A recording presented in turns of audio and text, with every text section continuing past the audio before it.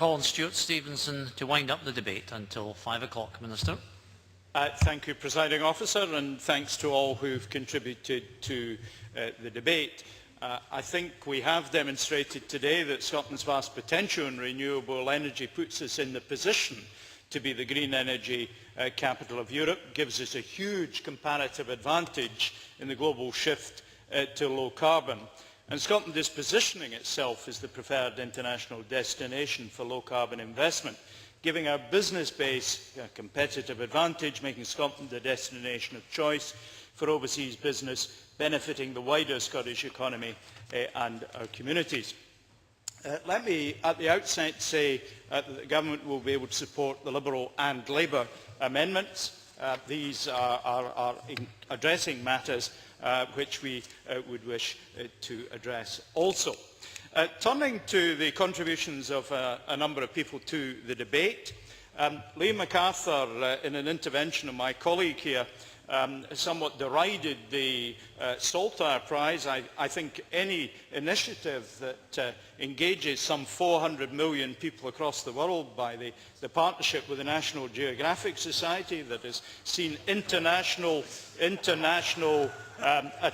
companies expressing significant interest in Scotland, anything that is of that character raises the profile.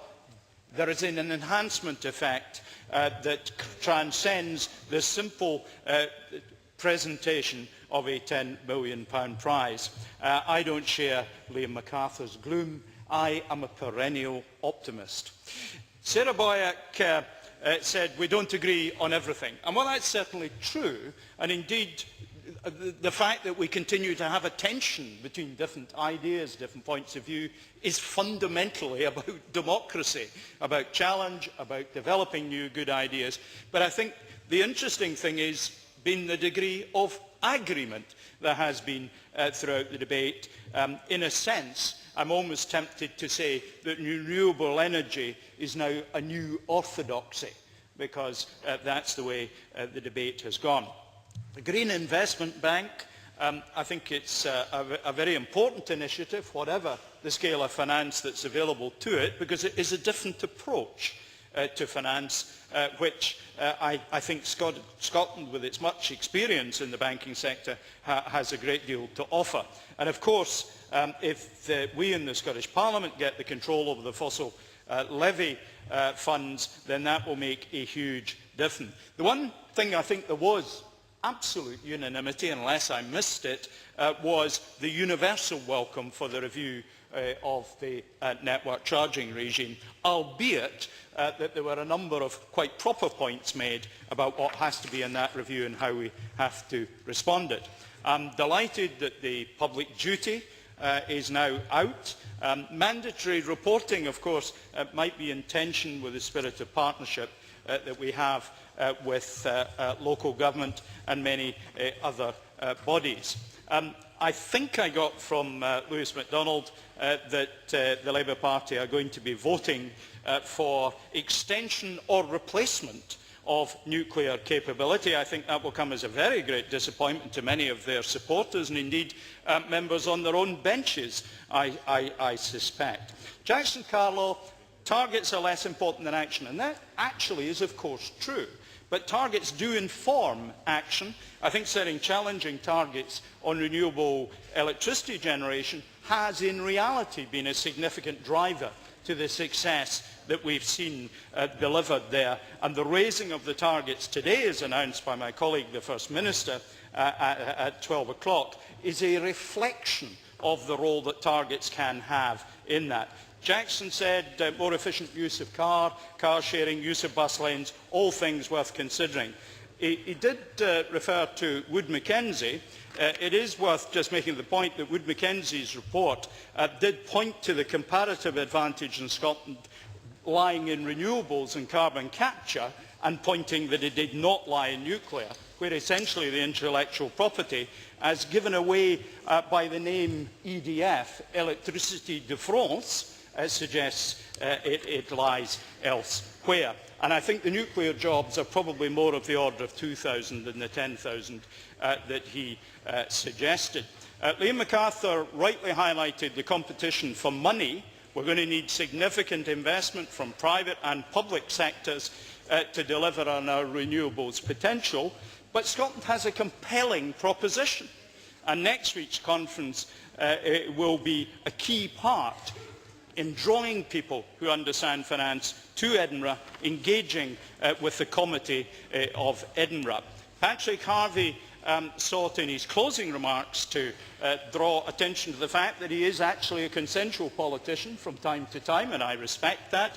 He said there's a consensus in climate change science, but not the politics, and that's probably a fair comment. We certainly don't we must not miss out on the opportunity for green jobs this time round. We must, frankly, look across the North Sea at the way Norway has used the previous generation of energy opportunities to build a fund that is leveraging into renewables. Would that we had that similar opportunity. Lewis MacDonald intervened on planning. It's worth making the point we've approved 43 consents, more than twice the numbers that were approved by the previous administration. This administration is delivering on consents. And of course, Rob Gibson returned once again to the issue of peatland. And that's going to be an important part of the debate at Cancun. It's going to, we hope, see peatland included in the calculations on climate change. And of course, the figures that Rob gave, for 10 million investment, we can save 2.7 million tonnes of CO2. There is huge potential in restoring our peatland to the carbon sink that it should be. Cathy Peaty, I paraphrase, but I think this was what she said, not whether, but how and when. And I think there won't be disagreement on that. That is indeed important. And I share her aspirations to continue to get freight off our roads, onto rail and onto our canals, our seas and our locks. And I think some of the initiatives that have taken hundreds of lorries a week under this government's watch off the A9 up to Inverness is an example of what can be done. JST, I visited when I was opening Raasay Pier, are extracting timber off Raasay using sea. These are the kind of initiatives we are supporting and we wish to continue to support. Flexible working at home, excellent idea, complex in its impact, because when you heat lots of houses, you actually do a lot more heating than a simple communal, but you save on transport. But it is certainly something we should continue to look at. Jamie McGregor, there is no conflict between a renewable economy and a growing economy. That is one of the things why it will be a successful economy. Wendy Alexander, Order, there is an awful lot of noise around the chamber, and Minister, you should start to wind up, please. Indeed, Presiding Officer. Wants us to ignore budgets. The delivery plan has to be drawn up in the context of there being budgets, and of course on that basis it will be done. Scotland can demonstrate the economic benefits of acting on climate change, and this is a message we're spreading widely. As Jim said earlier, I was at a briefing for the Consular Corps in Scotland, and I was delighted that a number of these people were able to be with us for the start of the debate today.